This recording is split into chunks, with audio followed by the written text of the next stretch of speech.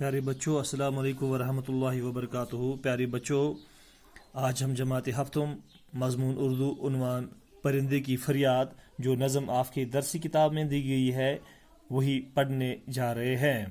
پیارے بچوں، اس سے پہلے ہم نے اس نظم میں 3 اشعار پڑھے ہیں۔ آج ہم چوتھا، پانچواں، چھٹا اور ساتواں اشعار پڑھیں گے۔ پیارے بچوں، شاعر مشرق علامہ اقبال یوں فرما رہے ہیں،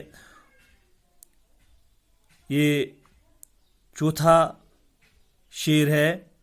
وہ پیاری پیاری صورت، وہ کامنی سی مورت، آباد جس کے دم سے تھا میرا آشیانہ۔ وہ پیاری پیاری صورت، وہ کامنی سی مورت، آباد جس کے دم سے تھا میرا آشیانہ۔ پیارے بچوں، شاعر مشرق علامہ اقبال اس شعر میں فرما رہے ہیں، پرند کو لے کے فرما رہے ہیں، وہ پیاری سی حسین صورت، وہ پیاری سی حسین رنگت، وہ پیاری سی مورت، وہ پیاری سی خوش شکیل نورت، وہ خوبصورتی جس کی وجہ سے، جس کے دم سے میرا آشیانہ، میرا گھونسلہ، میرا گھر، میرا مقام سکون آباد تھا، میں وہ کہاں گیا، میں تڑپ تڑپ کر مر رہا ہوں۔ یہاں پہ یہ پرند قید خانے میں اپنی داستان سنا رہا ہے۔ پیارے بچوں،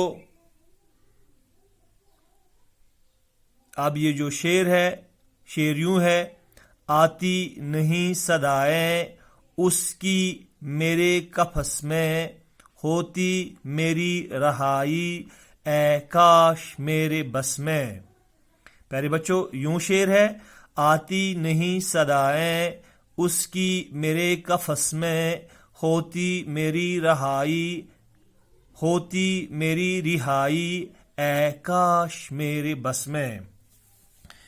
شاعر مشرق علامہ اقبال علیہ رحمہ فرماتے ہیں کہ یہ پرند اب آوازوں، فریادوں، التجاؤں، اشاروں کا منتظر رہتا ہے۔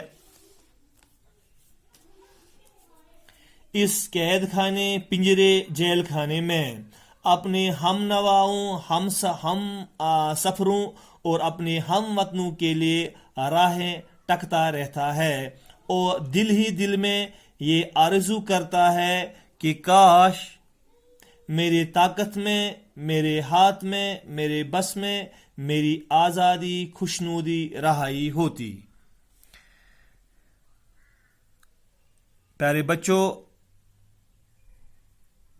اب ہم چھٹا شعر پڑھنے جا رہے ہیں۔ کیا بد نصیب ہوں میں گھر کو ترس رہا ہوں، ساتھی تو ہیں وطن میں قید میں پڑا ہوں۔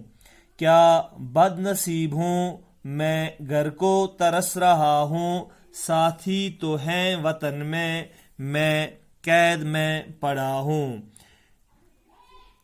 شاعر مشرق یہاں پہ فرما رہے ہیں، اب یہ جو پرند ہے جو قید خانے میں پڑا ہوا ہے، یہ اپنے آپ کو کوستا رہتا ہے۔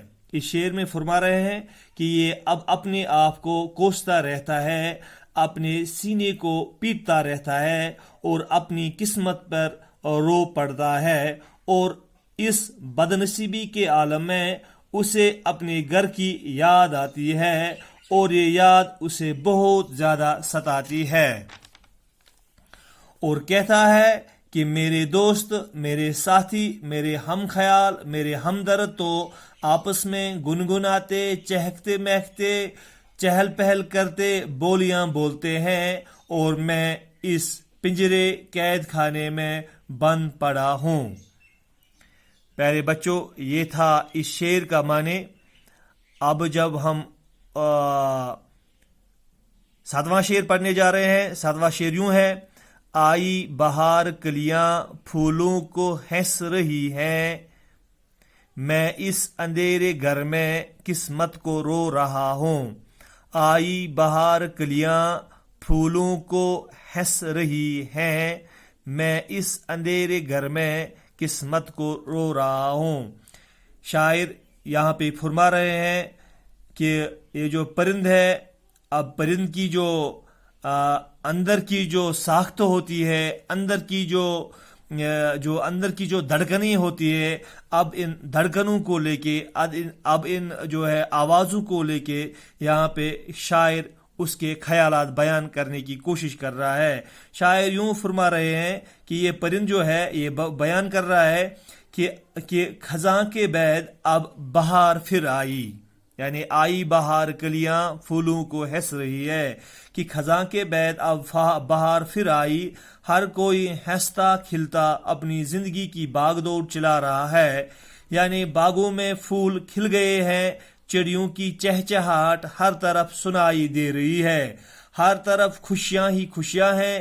ان سب خیالات کو خیال میں لا کر، یعنی ذہن میں لا کر، پھر اپنی قسمت کو کوستا رہتا ہے کہ مگر میں، یہ خود کے بارے میں پرند بول رہا ہے، اس اندھیرے گھر میں، یعنی اس پنجرے میں، یعنی جیل خانے میں، اس قید خانے میں اپنی جدائی اور اپنی بددعائی پر اور اپنی تقدیر پر زارو قطار آنسو بہا رہا ہوں، یعنی خون کے آنسو رو رہا ہوں۔